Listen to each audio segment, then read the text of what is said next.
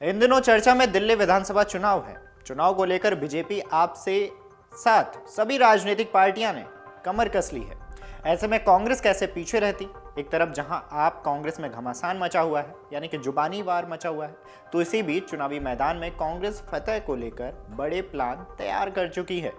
कांग्रेस दिल्ली के चुनाव में इस बार मुस्लिम बहुल्य सीटों पर ज्यादा फोकस कर रही है। वहीं असदुद्दीन ओवैसी की पार्टी भी मुस्लिम बहुल्य इलाकों में ताल ठोकने को तैयार है, जिसके लिए बकायदा कांग्रेस द्वारा रैली को लेकर रणनीति बनाई जा रही है। खबर है कि कांग्रेस सांसद और लोकसभा में नेता प्रतिपक्ष राहुल गांधी 13 जनवरी को सीलमपुर में एक रैली को संबोधित करेंगे। दिल्ली प्रदेश कांग्रेस प्रभारी काजी निजामुद्दीन ने शनिवार को राहुल गांधी के रैली को संबोधित करने की बात कही है। यह दिल्ली में इस विधानसभा चुनाव में गांधी की पहली रैली होने जा रही है।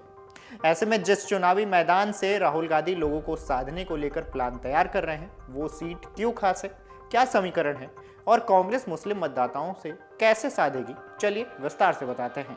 मीडिया रिपोर्ट्स की माने तो दिल्ली प्रदेश कांग्रेस कमेटी कार्यालय में आयोजित संवाददाता सम्मेलन को संबोधित करते हुए उन्होंने कहा है कि राहुल गांधी देश की जनता की आवाज बनकर उभरे हैं। उन्होंने कहा है कि जहां भी कोई मुद्दा होता है, राहुल गांधी वहां पहुंचते हैं और लोगों की आवाज उठाते हैं। दिल्ली प्रदेश कांग्रेस कमेटी के प्रभारी निजामुद्दीन ने कहा है कि कांग्रेस के वरिष्ठ नेता राहुल गांधी सोमवार को सीलमपुर इलाके में जय बापू, जय भीम, जय संविधान नाम से जनसभा को साधने के प्लानिंग करेंगे।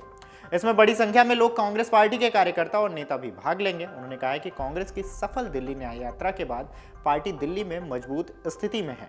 खैर, राहुल गांधी की रैली वाली सीट की अगर बात करें तो रणनीति के हिसाब से काफी महत्वपूर्ण रखती है, यानी कि काफी महत्वपूर्ण मानी जाती है। ये सीट दिल्ली की सीलमपुर सीट काफी महत्वपूर्ण है।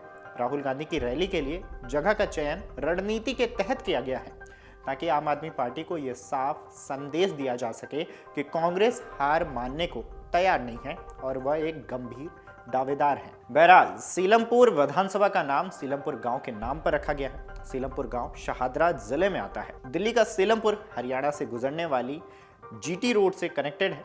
सीलमपुर ई कचरा के निदान के लिए भी जाना जाता है। देश का सभी ई कचरा यहीं पर खत्म किया जाता है। कहा जाता है कि मुगल काल से ही सीलमपुर का अस्तित्व सामने आया था। आज़ादी के आंदोलन में भी सीलमपुर की अहम भूमिका रही है। साल 1990 के बाद सीलमपुर दंगे की वजह से जाने जाने वाली ये सीट काफ़ी महत्वपूर्ण हो गई है। 1992 में बाबरी दंगे के वक्त सीलमपुर भीषण हिंसा की चपेट में आया था। 5 साल पहले जब सीएए को लेकर दिल्ली में हिंसा भड़की थी, तो इसकी चपेट में सीलमपुर सबसे ज़्यादा देखने को आया। नॉर्थ ईस्ट दिल्ली की यह सीट मुस्लिम बहुल्य है। यहाँ मुसलमानों की आबादी करीबन 55% के आसपास है। वो भी तब जब 2008 के परिसीमन में यहाँ के कुछ मुस्लिम इलाकों को काटकर पड़ोस की विधानसभा सीटों से अटैच कर दिया गया था। साल 1993 से अब तक यहाँ पार्टी कोई भी हो, लेकिन विधायक मुस्लिम ही बनते रहे हैं। मुसलमानों के अलावा यहाँ ब्राह्मण और ठाकुरों की आबादी है। दोनों मिलाकर करीबन 10% के आसपास हैं।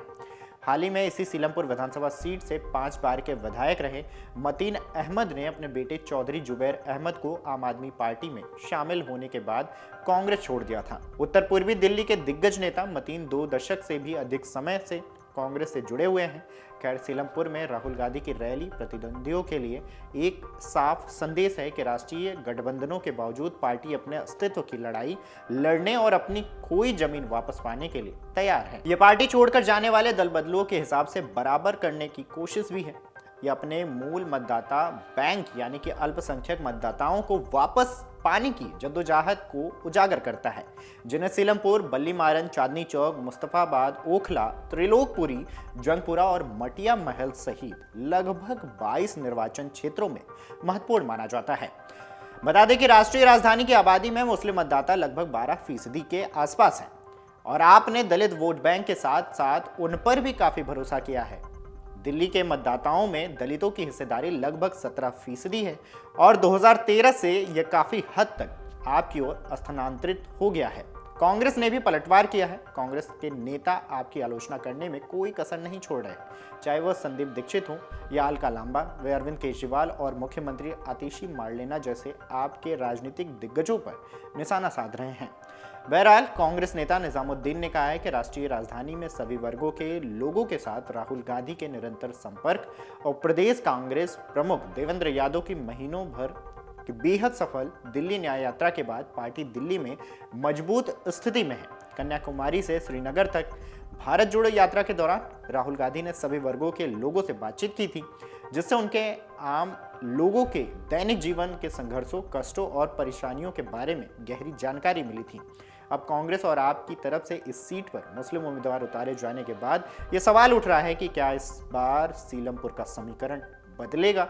सीलमपुर में 1,90,000 के करीब मतदाता हैं, जिसमें 1,30,000 के करीब वोट पड़ते हैं। पिछली बार आपके उम्मीदवार को 57,000 वोट मिले थे, बीजेपी उम्मीदवार को 37 और कांग्रेस उम्मीदवार के पक्ष में 20,000 वोट पड़े थे। इस बार अगर त्रिकोणीय लड़ाई होती है तो यहाँ का समीकरण बदल सकता है।